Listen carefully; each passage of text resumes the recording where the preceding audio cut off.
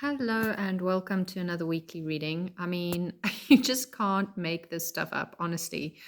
Um, I can't wait to show you the cards this week. But let me just start by saying that this weekly reading starts from Tuesday to the next Monday, and it starts with Virgo new moon and full moon, excuse me, and also a few short hours later on the very same day, Tuesday that is, we have the huge shift of Saturn moving into Pisces. Saturn has not moved. I've been mentioning this over various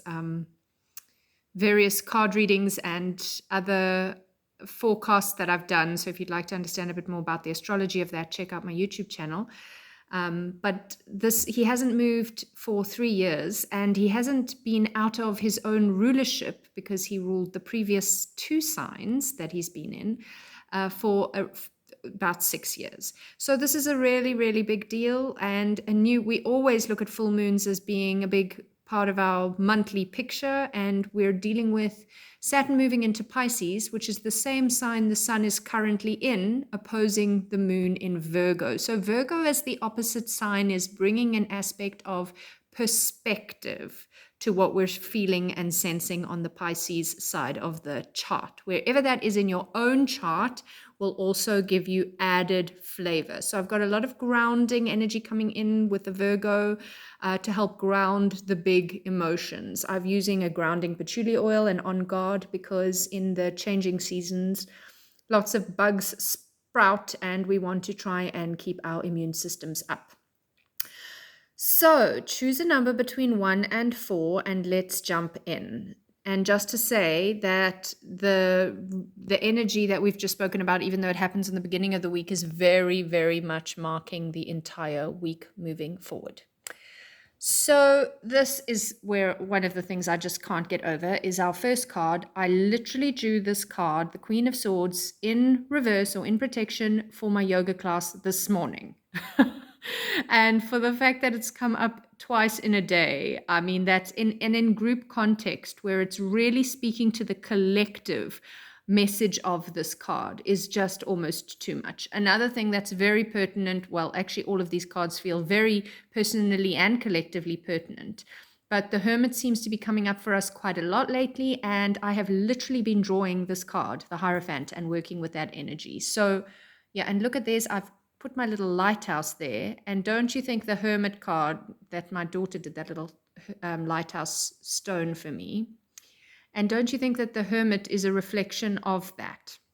So, starting with the Queen of Swords, she is an air queen, and you can see there at the bottom of her throne, just here, there is one cup in a little cage. And she, in this card, because she's looking backwards into the past, because she's upside down. Sorry, got my finger in the way there. So she's in a reflective space, which is actually awesome because she's reflecting. She has this really good ability. Saturn has just spent 3 years journeying through the air sign of Aquarius, and she is very linked to the air signs in general. So if you are an air sign, this is even more pertinent for you. And she's reflecting on what that has brought us, because Saturn tells us where we need to do our work. So collectively, we've all been working in the realm of Aquarius and all things Aquarian. And she's having a good think about this as we are on the precipice this week. We start the week on the precipice of shifting out of that, but we're still in Aquarius. So she's kind of a little bit turned around because in a sense, the Queen of Swords energy within you is happy in an air sign because that's kind of her modus operandi. She understands it. It's her comfort zone. Does that mean that Saturn didn't give her challenge? No. We've all obviously had challenge because that is what Saturn brings. He brings us something we need to work on to improve. So of course we all had that. But if she's in her upright form, she is very able to be strategic and not let her emotional softness stop her from making sensible decisions.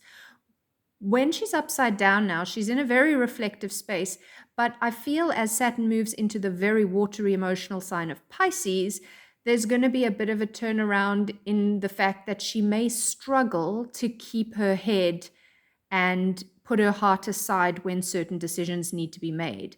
And I really think that this is such a collective message for us, that the balancing of heart and head is really something we're working to achieve.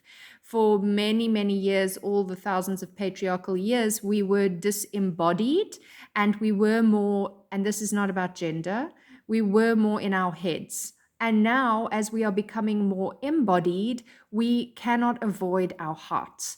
And this is a little discombobulating, hence the upside downness of her. And it's a new balance that we have to find. Now, within that, we step into the Four of Swords, which says deep rest is needed to integrate head and heart. There's even a little heart strand there.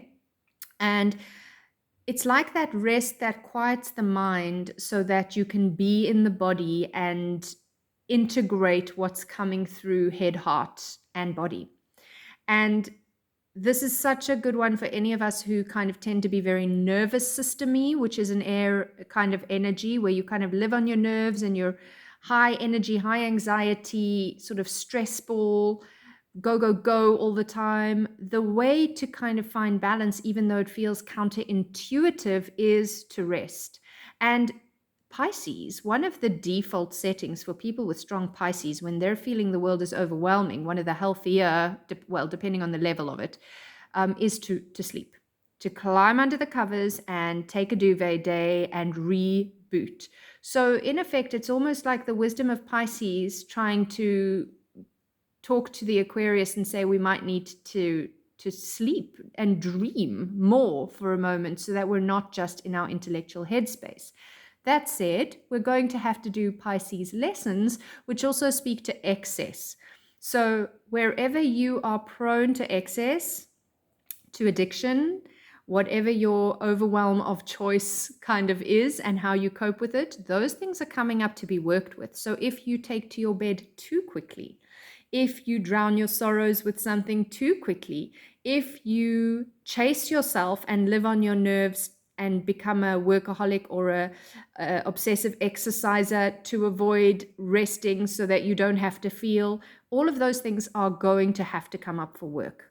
So it's, again, we're starting to feel into what was our work for the last few years and what work are we moving into for the next few years. And then the Hermit card really coming in as that lighthouse, as I say. And what do we need? I mean, it really links to the Four of Swords in so many ways. And it's kind of like a bridging card from the first two cards to the last card, because it says you need to find the alone time, the downtime. You don't necessarily have to sleep, but you have to be reflective. You have to find your own inner light and your own sort of inner guidance. Because if you just drown your sorrows or work away your pain or any of those things, that's a temporary fix. And I'm using words that are very sort of addiction based because that is what the sign of Pisces often brings up for us and represents for us. So the Hermit is going to force us, do not get addicted to being a hermit, to being alone. That's also not the answer. And that sometimes is, we take ourselves out of society too much.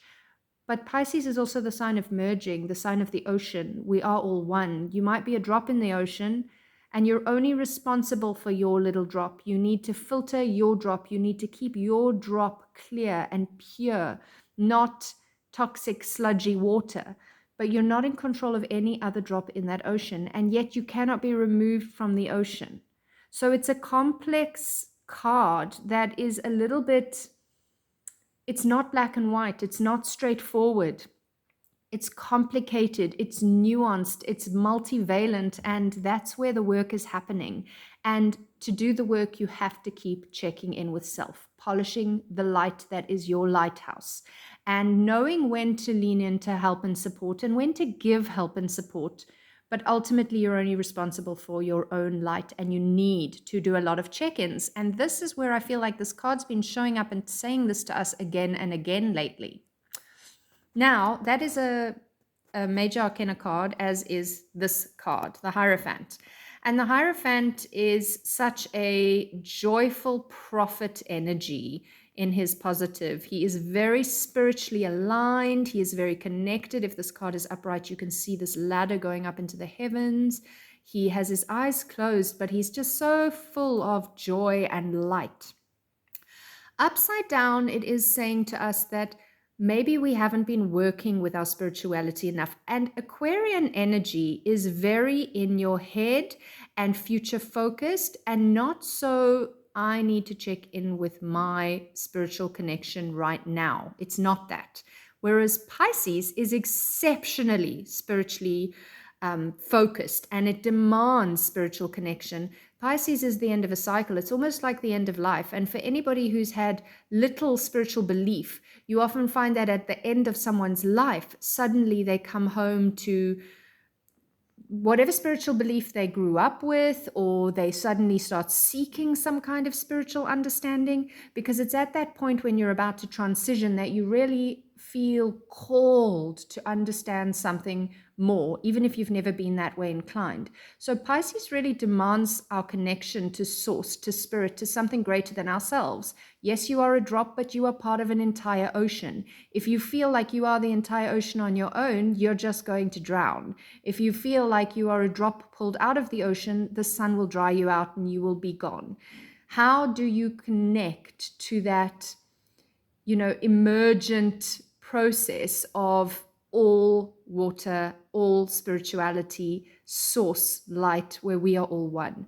And this is saying that's where we're going to have to do a bit of work, because maybe we haven't been focused there while we've been Aquarianing for the last few years quite strongly. So I do feel like this in so many ways is a repeated message for us of tune in, check in, rest. Sometimes, and I actually think it was last week when I had that strong feeling of doing less at the moment in terms of what we understand as productivity and efficiency, is actually doing more, because energetically what is going on right now is so much that doing less is doing more. And I'm getting this message repeated through our readings. I feel it very, very much. And yet I know myself, I'm struggling to take that advice, even though it's repeatedly coming up for us all that we need to do less to do more. And in fact, I was sick last week and I was struggling to do less because I knew I had so many things that needed to get done, which brings me back to the Four of Swords, where deep rest is required. Sometimes a few days of really shutting down, even if you do it over a weekend and just break your cycle, is really important, because we are really entering into a big new cycle and we need to give ourselves that space and understanding for that to happen. So I hope this reading has been helpful. Please like, share, follow, subscribe, and all the good things. Share my readings on with people that you think they would be helpful for, and I appreciate your time. Good luck as we shift into a new Saturn sign.